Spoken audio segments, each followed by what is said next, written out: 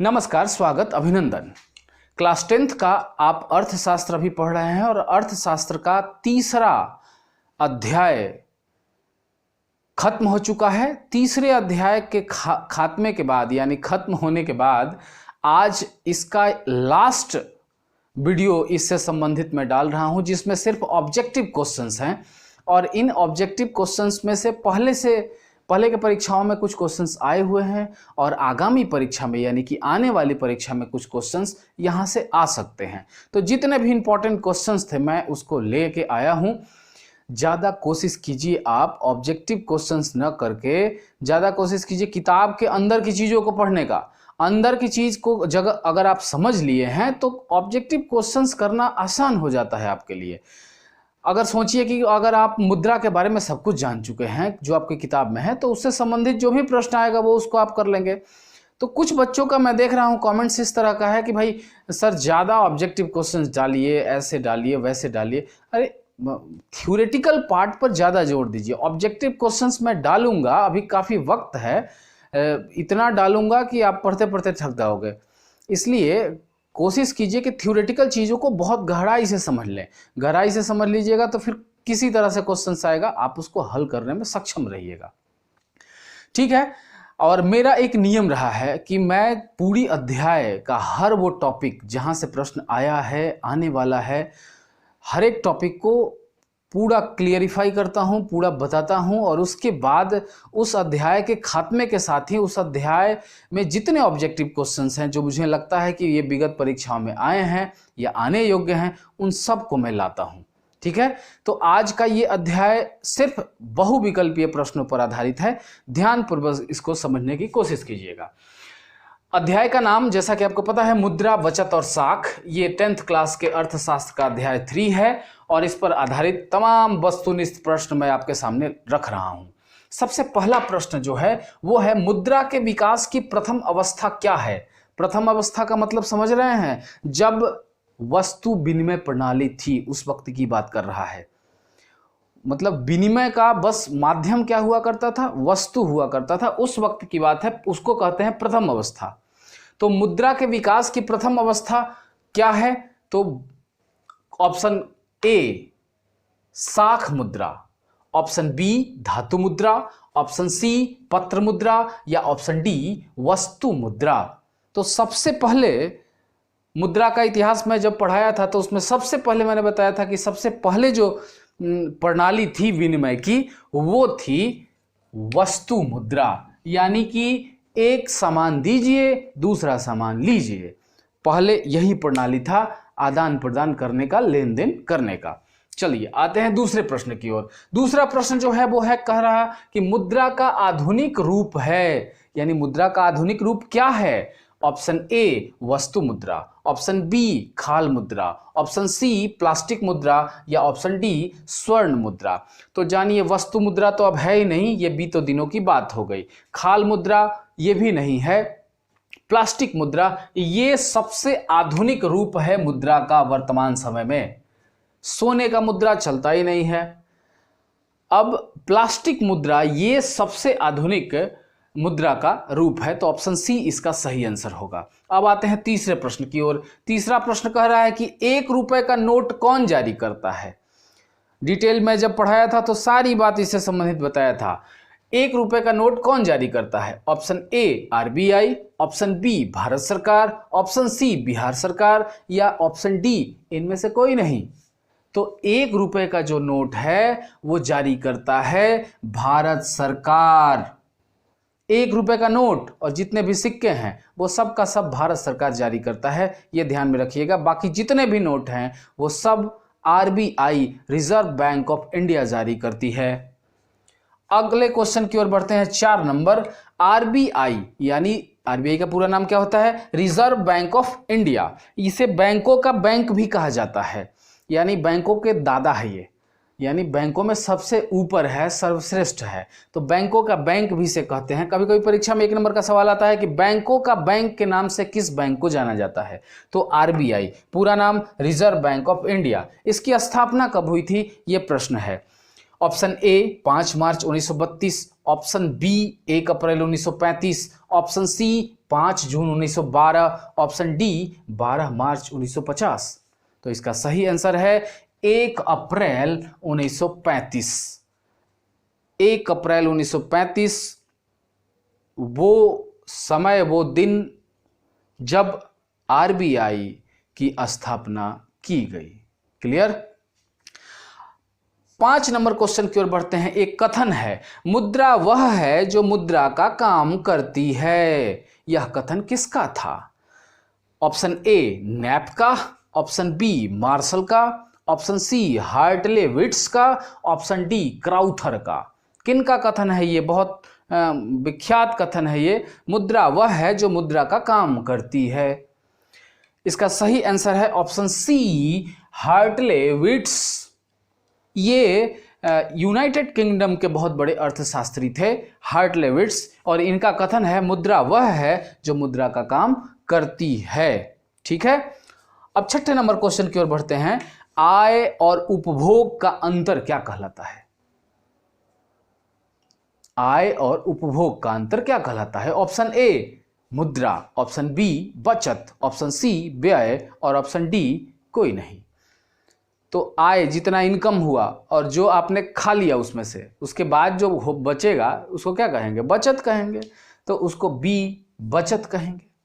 अगला क्वेश्चन है 7 नंबर। कौन सी मुद्रा विधि ग्राह्य है? विधि ग्राह्य का मतलब होता है कानून रूप से मान्यता प्राप्त। कौन सी मुद्रा है? Option A cheque, option B draft, option C 10 रुपए का नोट या ऑप्शन डी सभी। तो इसमें विधि ग्राह्य कौन है? किसको आप लेना चाहेंगे?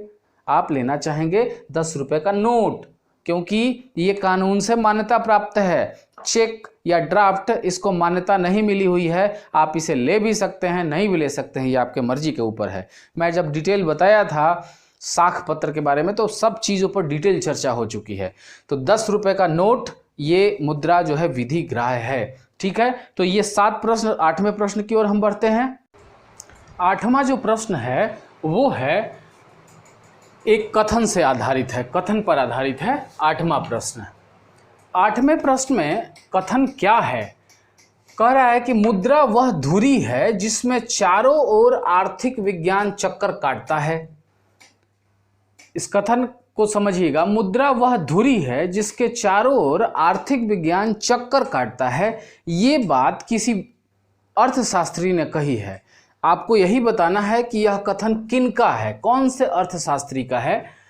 Option A Marshall, option B Hartley, option C Pigou, option D Crowther. ये कथन किस अर्थशास्त्री का है? बहुत ही महत्वपूर्ण कथन है। मुद्रा वह धुरी है जिसके चारों ओर आर्थिक विज्ञान चक्कर काटता है। तो ये कथन है, ऑप्शन ए इसका सही होगा। मार्शल का ये कथन है कि मुद्रा वह धुरी है जिसके चारों ओर विज्ञान चक्कर काटता है। अगला है 9वां नंबर क्वेश्चन। आधुनिक विश्व में उद्योग मुद्रा रूपी वस्त्र धारण किए हुए है। ये भी एक कथन है। किनका है वो बताना है। आधुनिक विश्व में उद्योग मुद्रा रूपी वस्त्र धारण किए हुए है। ये कथन किनका है? Option A Marshall, option B Hartley, option C Crowther या ऑप्शन डी पिगू। तो ये काफी मकबूल कथन है और इसके जो प्रणेता है, जो देने वाले हैं, जिन्होंने कहा है, उनका नाम है पिगू। Professor Pigou. इन्होंने ये वाक्य कहे हैं जो विश्व विख्यात हुए। अगला जो प्रश्न है वो 10 नंबर। सिक्के का पहला प्रयोग कहां हुआ था? विश्व में सिक्के का पहला प्रयोग कहां हुआ था? ऑप्शन ए पाकिस्तान में, ऑप्शन बी लीबिया में, ऑप्शन सी मालद्वीप में या ऑप्शन डी चीन में। तो जब भी आए कि सिक्के का पहला प्रयोग कहां हुआ था तो इसका सही ऑप्शन है ऑप्शन बी लीबिया में। और अगर आए कि मुद्रा का सबसे पहले प्रचलन कहां हुआ तो चीन मारिएगा। मुद्रा से मतलब नोट से है। नोट, नोट देखे हैं? देखे ना? तो नोट से है। मुद्रा जब भी आए कि मुद्रा का सबसे पहले प्रयोग कहां हुआ तो चीन, और सिक्के का सबसे पहले प्रयोग कहाँ हुआ? तो लीबिया। अब जरा लीबिया को आप मैप में, विश्व के नक्शे में देखिएगा तो अफ्रीका महादेश के सबसे ऊपर में लीबिया है। इसकी राजधानी त्रिपोली है और पेट्रो रसायन यानी कि पेट्रोलियम के लिए ये देश जाना जाता है। बिल्कुल भूमध्य सागर के नीचे है, तो बिल्कुल सटा हुआ है भूमध्य सागर से। तो लीबिया वो पहला देश है जहां सिक्के का पहले प्रयोग हुआ था, और चीन वो पहला देश है जहां मुद्रा का सबसे पहले प्रयोग हुआ था। अब आते हैं 11 नंबर क्वेश्चन पर। 11 नंबर क्वेश्चन कह रहा है कि साख का मुख्य आधार क्या है? साख का मुख्य आधार क्या है? तो ऑप्शन ए ऋण की राशि, ऑप्शन बी समय, ऑप्शन सी व्यक्ति का चरित्र, या ऑप्शन डी तीनों। तो जब मैं पढ़ा रहा था कि साख के आधार कौन कौन हैं, अगर आपको वो अध्याय ध्यान में होगा तो आप इसका सही आंसर लगाएंगे ऑप्शन डी तीनों। साख के लिए ऋण की राशि भी जरूरी है, यानी कि ऋण की राशि कितनी होनी चाहिए, क्या होनी चाहिए, समय और व्यक्ति का चरित्र, ये तीनों साख को प्रभावित करता है। 12 नंबर क्वेश्चन है, आधुनिक युग की प्रगति का श्रेय किसे दिया जाता है? आधुनिक जो युग चल रहा है, ये वैश्वीकरण, उदारीकरण, भूमंडलीकरण, ये जो दौर चल रहा है, इसका श्रेय या इसके केंद्र में कौन सी चीज है? ये पूरी अर्थव्यवस्था विश्व की किस पर नाच रही है? तो इसका ऑप्शन है ऑप्शन ए लेन देन पर, ऑप्शन बी मुद्रा, ऑप्शन सी साख, या ऑप्शन डी तो वस्तु विनिमय। तो आधुनिक युग की प्रगति का श्रेय किसे दिया जाता है? तो वो दिया जाता है मुद्रा को, मनी को। मनी के इर्द गिर्द ही पूरी व्यवस्था घूर्णयमान है, यानी घूर्णन कर रही है। पूरा विश्व इस समय मुद्रा के इर्द गिर्द ही आगे बढ़ रहा है, मुद्रा के सहारे ही आगे बढ़ रहा है। 13 नंबर क्वेश्चन है, साख के अर्थ से क्या तात्पर्य है? साख के अर्थ का क्या तात्पर्य है? ऑप्शन ए विश्वास करना, ऑप्शन बी ऋण लौटाने की क्षमता रखना, ऑप्शन सी ए और बी दोनों, या ऑप्शन डी कोई नहीं। तो साख का मतलब विश्वास भी होता है और साख का मतलब ऋण लौटाने की क्षमता भी होती है। तो ऑप्शन इसका सी हो जाएगा, ए और बी दोनों, ए और बी दोनों इसका सही आंसर होगा। ठीक है, तो 13 नंबर का क्वेश्चन अभी आपने देखा। अब देखिए प्रत्येक प्रश्न जो भी यहाँ हमने दिए हैं, इसमें से कुछ प्रश्न आए हुए भी हैं और कुछ आने योग्य भी हैं। तो ये जितने सारे प्रश्न हैं वो सब का सब मैं बहुत बारीकी से हर चीज़ को बता चुका हूँ। जिन लड़कों ने पूरा अध्याय 3 का 7 पार्ट देखा होगा, 7 भाग में है तो 7 भाग देखा होगा, उनको कोई क्वेश्चंस इसमें से कड़ा नहीं नजर आ रहा होगा। वो आराम से इन प्रश्नों का उत्तर दे रहे होंगे, या प्रश्न पढ़ते ही आंसर उनके दिमाग में आ जा रहा होगा। अब देखते हैं अगले क्वेश्चन को। 14 नंबर जो क्वेश्चन है वो कह रहा है कि पूंजी का निर्माण होता है, किस तरह से होता है? उपभोग करने से होता है, विनियोग करने से होता है, बचत से होता है, या इनमें से कोई नहीं? अब जरा सोचिए आप, पूंजी का निर्माण कैसे होगा? उपभोग करने से। सारा पूंजी या सारा पैसा वो खा जाइएगा तो उससे पूंजी का निर्माण होगा? नहीं होगा। तो उपभोग करने से पूंजी का निर्माण नहीं होता है। विनियोग करने का मतलब होता है इन्वेस्टमेंट करना। तो इन्वेस्टमेंट करने से भी पूंजी का निर्माण हो भी सकता है, नहीं भी हो सकता है, ऊहापोह की स्थिति है। हो सकता है आपने किसी चीज में इन्वेस्टमेंट किया, पैसा लगाया और वो डूब गया, तब तो हो गया ना पूंजी का निर्माण, गया पैसा। बचत से, ये ऑप्शन सही है, बचत से पूंजी का निर्माण होता है।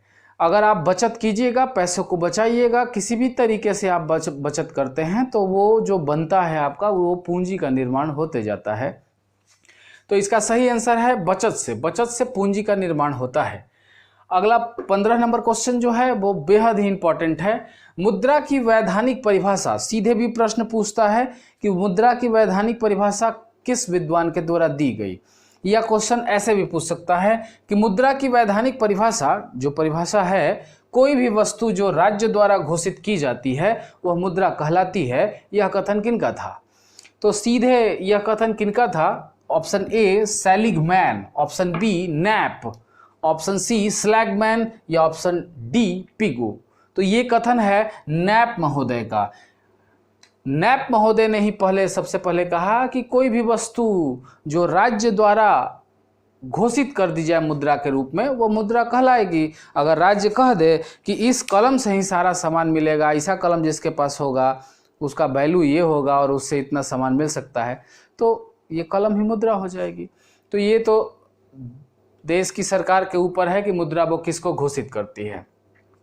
जैसे पाकिस्तान के मुद्रा का नाम रुपया है, नेपाल के मुद्रा का नाम रुपया है, बांग्लादेश के मुद्रा का नाम वही टका है, भारत के मुद्रा का नाम रुपया है, अमेरिका के मुद्रा का नाम डॉलर है।